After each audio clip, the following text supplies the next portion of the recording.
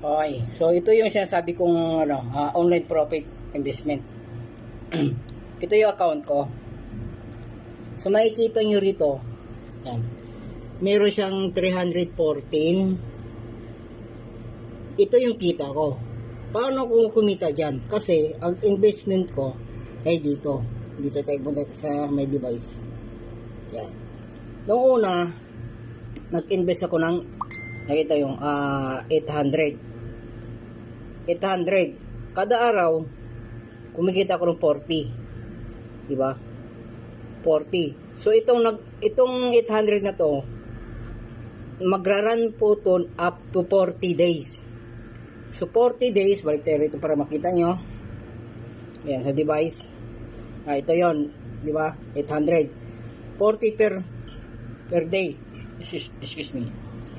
Magra-run po siya ng 40 days, di ba? Sa loob ng 40 days, ang kita mo is 1,600. Okay? 1,600. Ngayon, nagra-run na po siya, kumikita siya kumikita siya araw-araw. Pwede mo po siyang withdrawin. Okay? Dito tayo. Yan. So, may device. Wait. Yan. Diba? Punta tayo rito para makita natin. Yan. Ito yung sample ko. Ito yung 1, 2, 3, 4, 5, 6. Yan. So, kumikita siya ng 240. Bakit nagkaroon po siya ng 314? Di ba? 240 lang naman sa loob ng 6 na araw. Kasi po, dito sa investment na to, meron kang challenge na gagawin para kumita ka rin. Yan. Ito yung challenge. Yan. Ito yung challenge. Yan. Ito nito. Tingnan natin to Receive reward. Ito, 200. Aba, meron akong meron 200 ako. Oh, nakuha ko. Wait lang, meron pang receive 30 reward. You can receive reward after complete the above. Okay. Pag ito makuha, no? Tingnan natin, balik tayo doon kung baka meron na record, pap, punta sa record. Oh, di ba andito yung 200 kanina, pumasok na. So 314 kanina, hindi pa pumasok. Magbabago ito, magbabago. Yan, balik tayo doon sa investment natin. Yan, ito yung sample kanina, di ba? 800, pinaka lowest kasi na invest mo is 800. So, 1,640 days. Pwede mo siyang withdrawin. Dito tayo. Pwede mo siyang withdrawin. Pag halimbawa, kung gusto mo ng withdraw, dito tayo. Withdraw. Yan. Diba? O, pumasok na yung 200, Kita yan. Pumasok na yung 200. Yan, pwede siyang withdrawin. Yan. O, kita nyo? Pwede siyang withdrawin.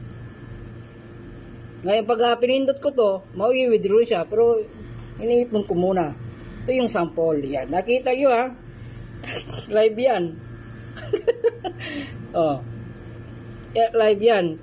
Tapos kanina, di ba, nag-recharge kasi ako ng 10,000. Ito yung 10,000 ko po. Yan, 10,000. Ito yung ininvest ko kanina din.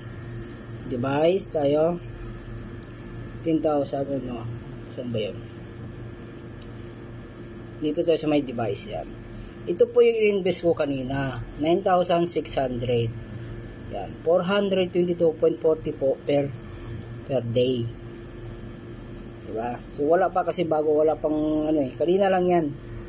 So 10,000 kasi ang ni-recharge ko. Ngayon ang balance ko is meron akong 400 pala, sorry. May 400 po ako natira dito sa account ko. Pero yung profit ko, bukod kasi ito kaysa dito. Excuse me. Bukod po siya. So ito yung kinita mo, ito yung sa wallet mo dito sa account mo. So pwede mo siyang i-invest, mamimili ka lang po diyan. Yan, mamimili ka lang. So ang kailangan lang po P-Maya o kay GCash ang kailangan, kasi yun po ang kailangan nating i-encode dito. Yan, mamimili ka. Tapos gusto mo rito, kung every year, meron dito, every year ang kitaan. Invest ka ng 7.9. Yun o. So, kumikita ka ng 49,000. Diba? 49,000, 7.9 yan, 49,000 sa loob ng 365 days. Okay po. So, yan. Yan lang po yung paliwanag ko. At kung may katanungan pa kayo, yun, PM lang po kayo para maipaliwanag natin ng maayos. Salamat.